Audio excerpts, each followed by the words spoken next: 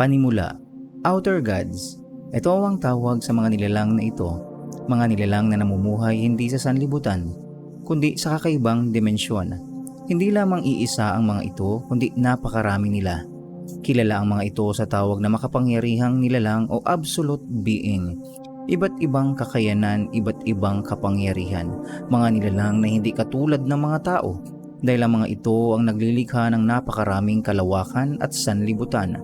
Dumaan ang napakaraming taon at mga panahon. Ang mga makapangyarihang nilalang na ito ay patuloy na naglilikha ng mga bagay na kanilang naising gawin.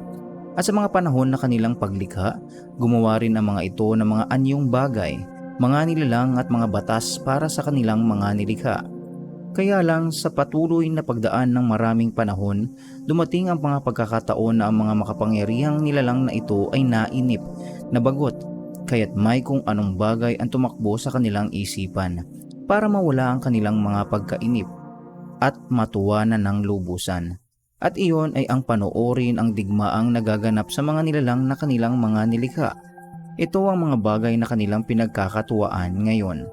Natutuwa ang mga makapangyarihang nilalang na ito sa kanilang nakikita. Lubos silang nasisiyahan sa oras na nakikita nila na nagpapatayan at nagwawasakan ang kanilang mga nilikha. Paulit-ulit ang proseso. Sila'y lilikha ng bago at magwawasakan ang mga ito. Ginagawa nila ito para lang mawala ang kanilang mga pagkabagot na kanilang nararamdaman. Kaya lang isang pangyayari ang hindi inaasahan ang naganap. Isa sa mga makapangyarihang nilalang ang napatay ng isa sa mga nilikha ng mga ito habang pinapanood ang ginawa ng kanilang mga nilikha. At ang ibang mga makapangyarihang nilalang mula sa iba't ibang dimensyon ay nabalitaan ang pangyayaring ito. Kaya't nagtipon-tipon ang mga ito sa isang lugar at pinanood ang mga nilalang sa mundo kung saan napatay ang isa sa mga master ng mundong iyon. Hindi nila nagustuhan ang mga pangyayaring ito na namatay ang isa sa kanilang kasamahan at iyon ay kagagawa ng isa sa kanilang nilikha, kaya patuloy silang nag-iisip kung ano ang gagawin sa naiwang mundo.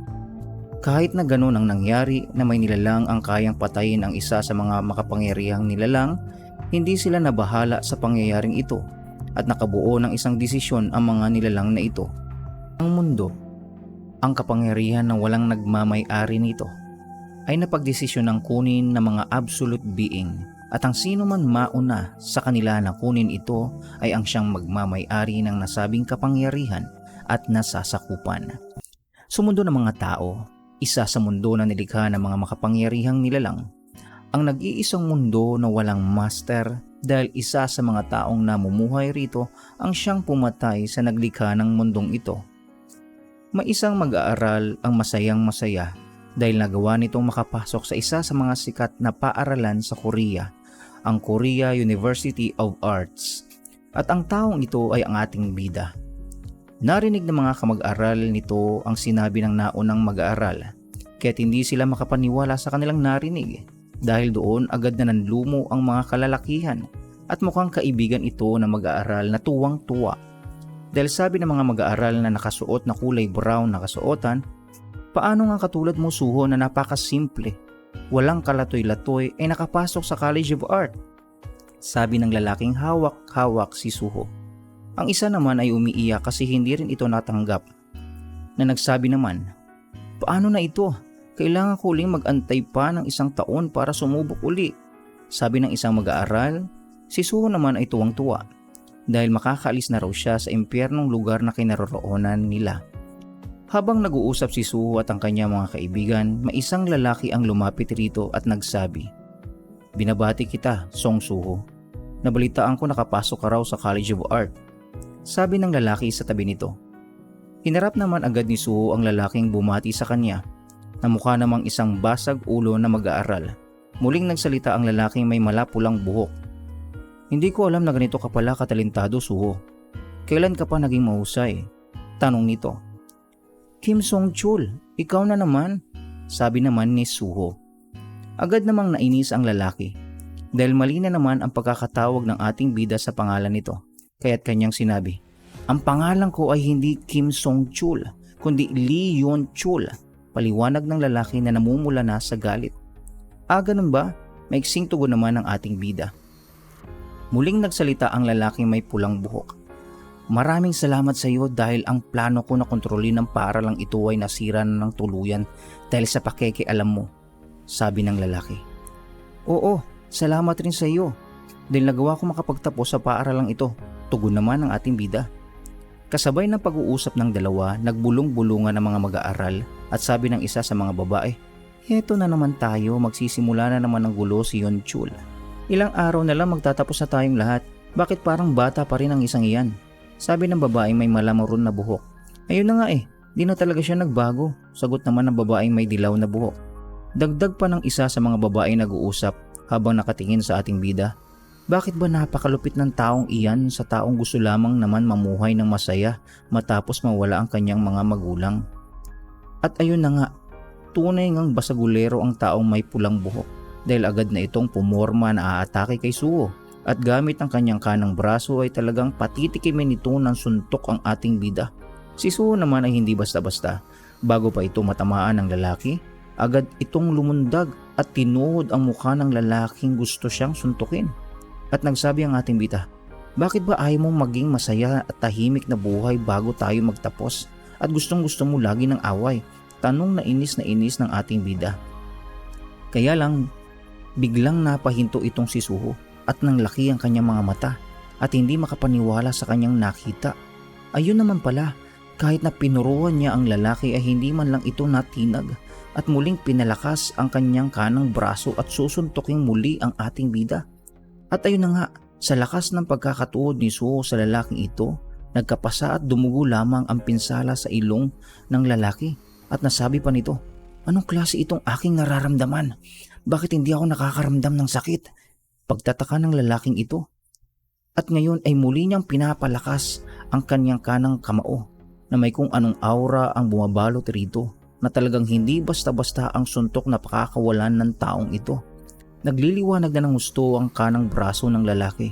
Nalilisik na rin ang kanyang mga mata na talagang hindi lang gulpi ang gusto nitong gawin kay Suho kundi gusto na rin niya itong patayin. At ayun, matapos pakawalan ng lalaki ang kanyang malupit na suntok ay talagang umiwas ang ating bida dahil alam niya na hindi normal na suntok ang pinakawalan ni Leon Chol at nakaramdam pa ng takot ang mga mata ng ating bida. Nabigla ng gusto si Suho sa kanyang nakita at nasabi na lamang nito sa kanyang sarili, putik, muntik na ako nun. Sabi nito na talagang hindi nito inaasahan ang nangyari. Napanganga rin ang mga kababaihang ito sa kanilang nakita dahil parang may sumabog na kung anong bagay sa kanilang silid dahil sa tindi ng puwersa na kumawala sa kamao ng lalaking kulay pula ang buhok. Ayun na nga, nang tumama ang kamao ng lalaking may pulang buhok sa mga locker nila ay talagang nawasak ito. Gulat na gulat si Suho, ganoon na rin ang lalaking sumuntok. Hindi niya maintindihan ang nangyayari. Wasak at butas ang locker na gawa sa bakal. At sa pagtataka ng lalaki, mukhang hindi rin ito alam kung saan ito nakuha ang kanyang kakaibang lakas. Ayun nga, napatingin ito sa kanyang kamao na takang-taka ang mukha nito. Dahil kahit tumama sa bakal ang kanyang kamao, wala itong sugat o pinsala man lang at punong-puno pa ng aura ang kanyang katawan. Ang ating bida naman ay parang nanlamig ang katawan nito sa kanyang nasaksihan. Buti na lamang raw hindi siya tinamaan nito. Matapos ang pangyayaring iyon, 2 taon ang nagdaan. Sa parehas na mundo, dito pa rin magaganap ang lahat. Ang ating bida ay natuloy sa pag-aaral nito sa College of Arts. Sa mga sandaling ito ay naglalakad-lakad siya na dumadampi sa kanyang muka at balat ang hangin na umiihip sa paligid. Ito na ngayon ang ating bida, si Song Suho, anak ni Song Jinwoo na dating Shadow Monarch. Ang nilalang na siyang pumatay sa makapangyarihang nilalang na master ng mundong kanilang ginagalawan ngayon. Habang naglalakad-lakad ito, nahinto siya bigla sa kanyang nakita na para bang may kaguluhan sa paligid nito. Ayun naman pala, may isang lagusan ang lumitaw sa lugar na kinaroroonan ng ating bida at sumisigaw ang isa sa mga tao roon na naka-megaphone na ang sabi, lahat ng klase sa pangunahing gusali ay pansamantala munang ililipat sa kabilang gusali.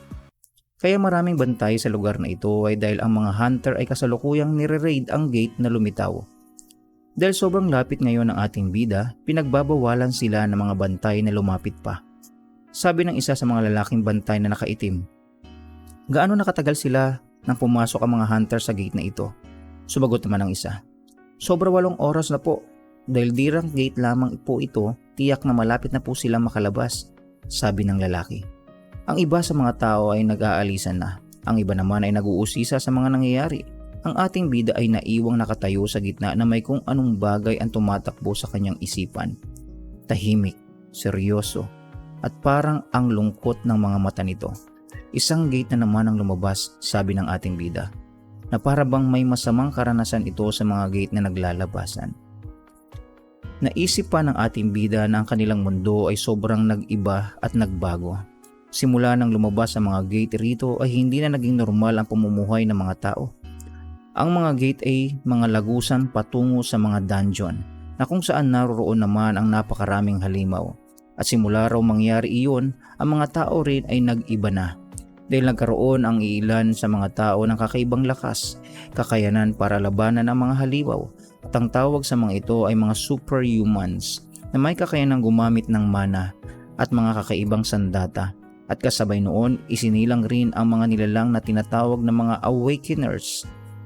Ang kaguluhang ito ay pinapaniwalaan ng mga taong nasa posisyon na magtatagal ng napakahabang panahon, lalo pat patuloy ang pagbabago-bago ng mga nagaganap sa kanilang mundo. Ang nagsabi nito ay isa sa mga awakeners na si Wu Jinchul na bumuo na tinatawag na Hunter Association, isang pangkat na ang misyon ay patayin ang mga halimaw na tinatawag naman ang mga individual na ito na mga hunter. Ngayon, ang mundong ginagalawan ng ating bida ay nahati sa dalawang uri ng mga tao. Una, mga awakened hunters, ang mga nilalang na may taglay na kapangyarihan, at ang unawakened civilians, ang mga normal na tao. Sa mga sandaling ito naman, ang ating bida na si Suho ay umattend na sa isa sa kanyang mga klase, at dito ay isa siyang mag-aaral ng College of Arts. Ang ating bida ay nagsimula ng gumuhit ng isang larawan at sa itsura ng ginuguhit nito ay parang isang langgam. Sumagi sa isipan ng ating bida na ang ilan sa mga tao ay kailangang magtrabaho na parang isang langgam para mabuhay at kumita ng pera. Ang iba naman ay binibigyan ng lakas at ang kayamanan ay kusa na lang na binibigay sa kanila. Kahit gaano magsumikap ang mga unawakened na civilian, wala silang magagawa para pumantay sa lakas na taglay ng mga awakener. At sa tagpong ito ay laging talo ang ating bida sa laban nila ni Leon Chul. Seryosong seryoso ang mga mata ng ating bida. Ang mundo raw ay tuluyang mawawasak kung hindi magagawa ng mga hunter na maisara ang mga tinatawag na gate. Dahil doon, ang mga normal na nilalang ay hindi kayang mabuhay na walang tulong mula sa mga awakener. At ang mga biniyayaan naman ng lakas ay kayang mabuhay kahit wala ang mga normal na tao. Iyon raw ang dahilan kung bakit ang mga tao ay sobra-sobra ang pasasalamat sa mga hunter. Dahil ang mga ito ang nagliligtas sa kanila. Dapat payapa ang puso ng ating bida dahil hindi niya kailangan lumaban pa. Dahil ang mga hunter ang gumagawa noon para sa kanilang mga normal na nilalang. Kaya lang may kung ano na bumabagabag sa kanyang puso na hindi niya maunawaan. Para raw siyang nasasanay na mamuhay na hindi taglay ang mga bagay na mayroon ang mga normal na tao. Hindi siya awakened at wala rin siyang pamilya. Ang kanyang mga magulang ay hindi niya alam kung saan naroroon. Kung buhay pa ba ito, patay na. Ang kanyang buhay naman para mabuhay ay inaasa na niya sa kamay ng mga hunter dahil wala siyang kakayanan para lumaban. Sumagi pa sa isipan ng ating bida na may pagkakataon sa kanyang buhay na pakiramdam niya kayang-kaya niyang mabuhay na mag-isa.